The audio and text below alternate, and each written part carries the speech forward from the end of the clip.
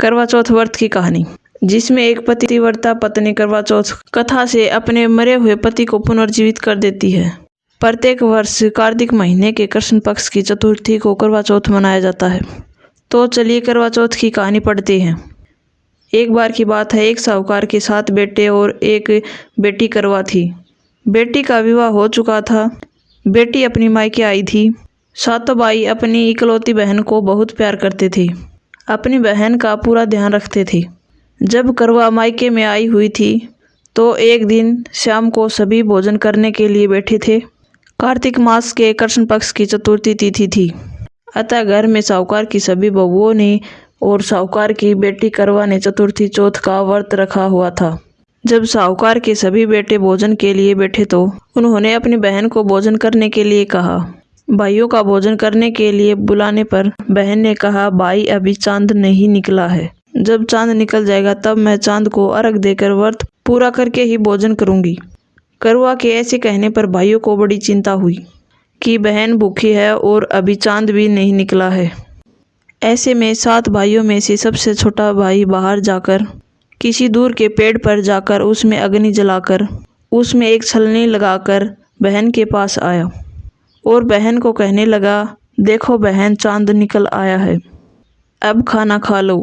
बहन ने अपनी भाभियों को भी कहा, भाभी देखो चांद निकल आया है, अब आप लोग भी अर्घ देकर व्रत पूरा करके भोजन कर लो।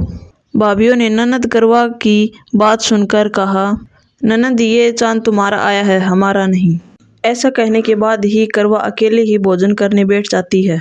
भोजन का पहला टुकड़ा मुंह में ले लेती है तो उसे छींक आ जाती है। दूसरा टुकड़ा मुंह में लेती है तो उसमें बाल निकल जाता है। बाद जैसे ही भोजन का तीसरा टुकड़ा मुंह में लेने को रहती है तो उसी समय उसके ससुराल से न्योता आता है कि उसके पति का स्वास्थ्य बहुत खराब है, वह शीघ्र पति को देखने ससुराल आ जाए। इसके बाद उसकी भाभी सच्चाई बताती है, उसके साथ ऐसा इसलिए हुआ क्योंकि उसने करवा चौथ का व्रत तोड़ दिया था। उसके भाइयों ने आग जलाकर झूठा कहा कि चांद निकल आया है। उसने सच मानकर अपना व्रत तोड़ दिया। इसी कारण उसका पति बीमार हुआ। सच्चाई जानने के बाद जब करवा अपने ससुराल को जाती है और यह प्रतीक्षा करती है कि मैं अपने पति को कुछ नहीं होने दूंगी। दुर्भाग्यवश जब करवा अपने ससुराल पहुंचती है तो उसका पति प्राण छोड़ चुका होता है। पति के प्राण चले जाने पर करवा अपने दुख को सहन नहीं कर पाती है और सभी को कहती है कि मैं अपने पति का अंतिम संस्कार नहीं होने दूंगी। मैं अपने पति से दूर नहीं रह सकती।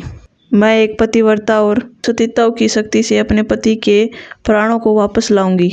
करवा की इन बातों को सुनकर उसे सब पागल पागल कहने लगे और करवा के पति को शमशान में अंतिम संस्कार के लिए ले जाते हैं। करवा भी अपने हठ और पति के वियोग में शमशान में चली जाती है और वहां सबको अपने पति की चिता जलाने से इनकार करती है। करवा की बार बार जिद करने पर सभी पारिवारिक लोग करवा की बात मान लेते हैं और करवा के पति का अंतिम संस्कार नहीं करते हैं। सब घर चले जाते हैं।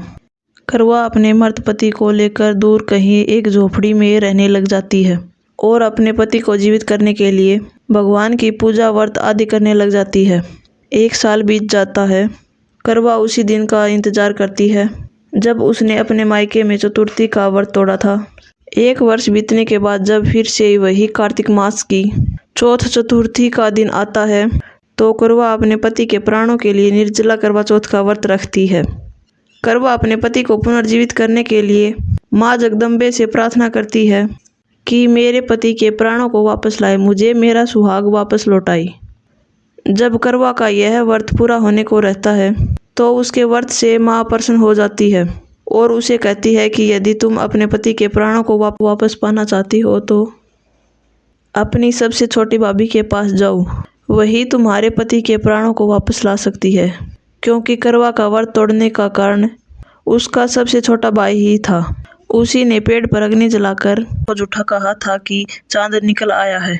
अतः करवा अपनी सबसे छोटी भाभी के पास जाती है और उनके पाँव को पकड़कर कहने लगती है कि मुझे मेरा सुहाग वापस दिलवा दो। बार बार कहने पर करवा की भाभी अपनी छोटी उंगली को चीरकर उससे रक्त अमृत निकालती है और करवा के पति के मुंह में डालती है। ऐसा करने पर करवा का पति जय गणेश, जय गौरी, जय गणेश, जय गौरी कहता हुआ पुनर्जीवित हो जाता है। इस प्रकार भगवान की कृपा से करवा का पति वापस आ जाता है। तब करवा माँ गौरी से प्रार्थना करती है कि हे माँ गौरी, जिस प्रकार आज आपने इस करवा को फिर से सुहागन बनाया और चिर सुहागन का वरदान दिया, ठीक उसी प्रकार हे माँ सभी स्त्रियों को सुहागन का वरदान मिले। जय चौथ माता, जय श्री गणेश जी।